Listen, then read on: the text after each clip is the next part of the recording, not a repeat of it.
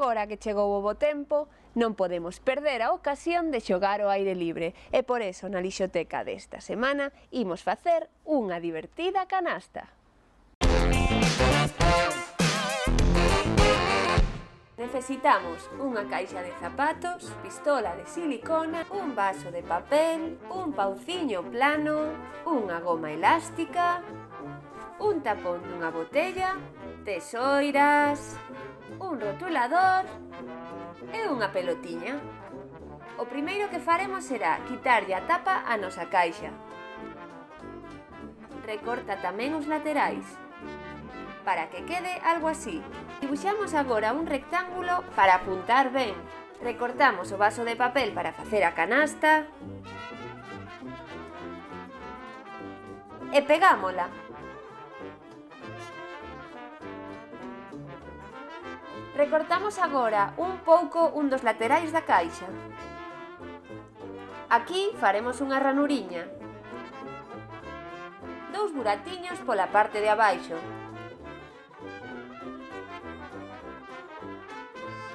Por aquí meteremos agora a goma elástica.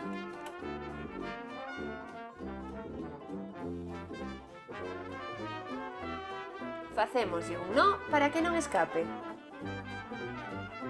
Colocamos a canasta no seu sitio. Metemos o pauciño pola ranura e enganchámolo na goma.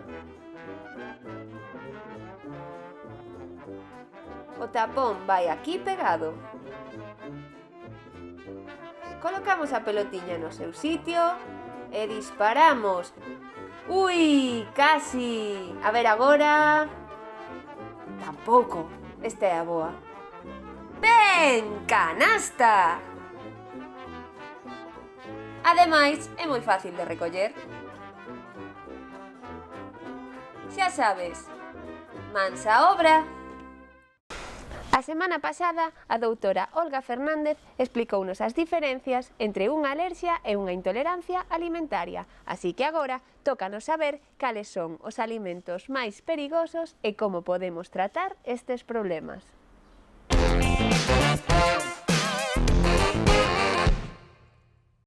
Bueno, pues la semana pasada hablamos de las alergias alimentarias y como es un tema amplio, ya dicho anteriormente, pues hoy continuamos con la segunda parte, que yo creo que es muy interesante porque sí hay muchos niños que sí las presentan.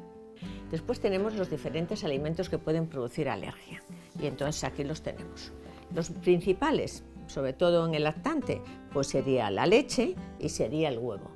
A medida que vamos introduciendo alimentos, pues tendríamos los cacahuetes, tenemos las frutas, y la fruta, por ejemplo, el melocotón, la fresa, la manzana, el kiwi, pescados como la merluza, también los langostinos, y vamos a un poco a mariscos, diverso tipo de marisco. Después tenemos las legumbres, como las lentejas y los garbanzos, cereales y frutos secos. Entre los frutos secos, desde luego el más que produce más alergias y a veces alergias importantes y graves es el cacahuete. Es como uno de los más alergenizantes de las alergias alimentarias en el niño. Entonces, ¿qué debemos de hacer? Bueno, pues ¿cómo debemos de prevenir esto? Lo debemos de prevenir primero, evitar el tratamiento que nosotros sabemos que el niño le va a causar pues, una reacción alérgica de cualquier tipo, ya no hablamos de la anafilaxia.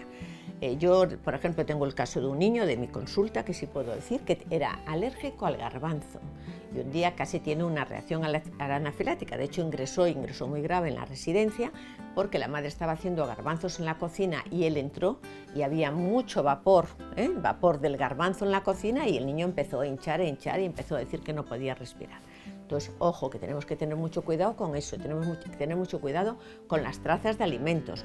Entonces, que en la prevención es muy importante que cuando vayamos a comprar los alimentos nos fijemos mucho en el etiquetado, ver que no tenga trazas pues, de cacahuete, por ejemplo, en este caso, que no tenga trazas de leche o que no tenga trazas de huevo. Es muy importante hablar con los manipuladores de alimentos, sobre todo si el niño pues, come en el colegio escolar, que no se vaya a mezclar, tiene que ser no mezclar ni con tenedores ni con otros alimentos que se puedan contaminar. Si es muy alérgico el niño, se debe de llevar una plaquita, ya sea una cadena, con una chapa, una chapita, siempre poniendo al alergeno al que le puede provocar esta reacción. Después también es importante, si compran un medicamento, van a la farmacia, pues consultar y leer bien el prospecto, que el medicamento no lleve nada que le pueda hacer a él también una reacción adversa. También es importante en los restaurantes, cuando van a los restaurantes, explicarle bien al maître pues un poco todo para que no nos dé ningún susto, ¿vale? Después, con respecto al diagnóstico, vamos a hacer el diagnóstico. Pues el diagnóstico vamos a hacer, y puede ser in vitro o puede ser in vivo. Entonces, in vitro, tenemos aquí unas pruebas que se hacen en el brazo que se llama prick test.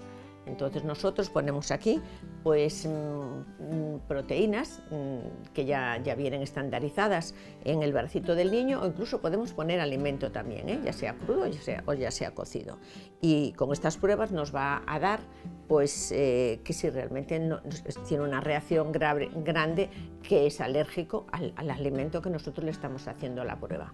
Y después también los tenemos esto es in vivo, perdona, no sé si dije in vitro. Y luego los tenemos in vitro, que es cuando lo hacemos una analítica de sangre y que tenemos que buscar los anticuerpos que, como dijimos antes, van a actuar y van a reaccionar ante el alergeno que entra en nuestro cuerpo y que es la IgE. Entonces haríamos una IgE total y haríamos una IgE específica pues al alimento que nosotros creemos, que si es al cacahuete, pues es al cacahuete, o si es al huevo, pues haríamos pues a diversas proteínas del huevo, y si es de la leche, igual a la caseína o a otras proteínas de la leche.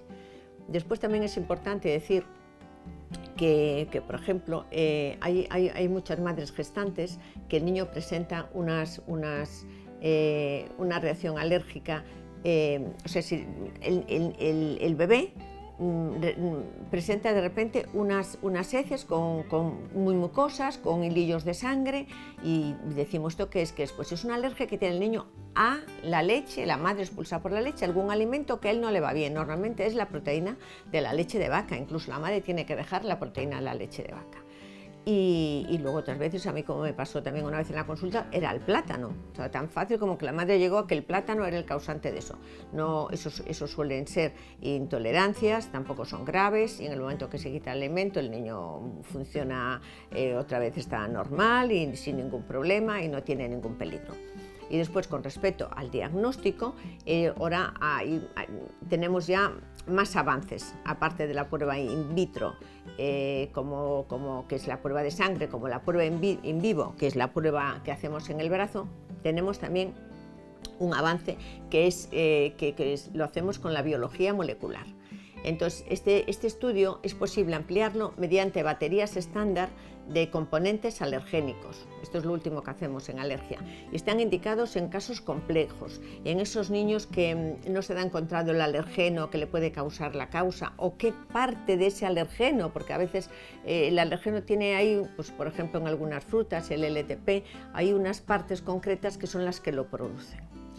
Y después, con respecto al tratamiento, tenemos que decir, bueno, aquí tenemos reacciones severas que también os voy a decir, como sensación de desmayo, dificultad para tragar o respirar, que os dije, falta de presión o pulso, ya se pone de color azul, que entonces sería muy grave, y hay hinchazón y obstrucción, sobre todo cuando se obstruye la laringe, cuando hay ese hedor, cuando hay espasmos de glotis, o cuando hay dolor en el pecho, dificultad, ¿vale? Aquí vemos todas las reacciones, incluso lo que os decía, lo de la conjuntiva y tal. Entonces, con la prevención ya lo dije, que lo más importante es eliminar el alergeno por todas estas causas, y el tratamiento tenemos unos autoinyectables de adrenalina, que se enseña a utilizar, simplemente es clavarlo, ¿vale? Entonces, es muy importante que los niños lo tengan, Yo esto aquí está, cómo se deben de hacer, hay papelitos que se le informa a los padres, aquí hay hojas que también damos a los padres para su utilización.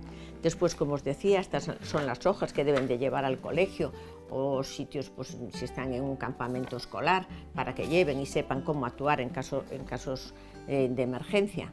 Pero lo más importante es que lleven siempre la adrenalina con ellos cuando sean casos graves.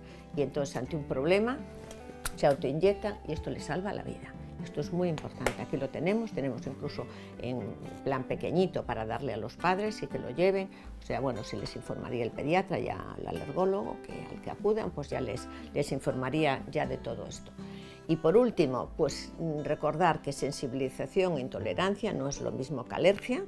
Después que los niños nunca se debe de hacer una dieta de exclusión de un alimento si no está muy estudiado.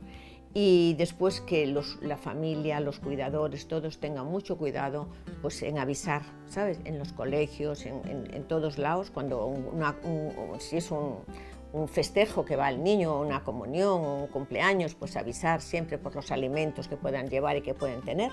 Y en la página de la SEICAC, que es la de Inmunología y Alergia Española, que es www.seicac.es, ahí tenéis toda la información y podéis sacar todos estos papeles para tener una información del niño y como consecuencia pues una buena prevención.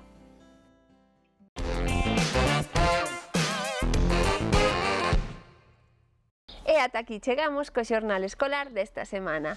Voltamos dentro duns pouquiños días para compartir xuntos moita máis diversión antes de que remate o curso. Non faltedes. Chao!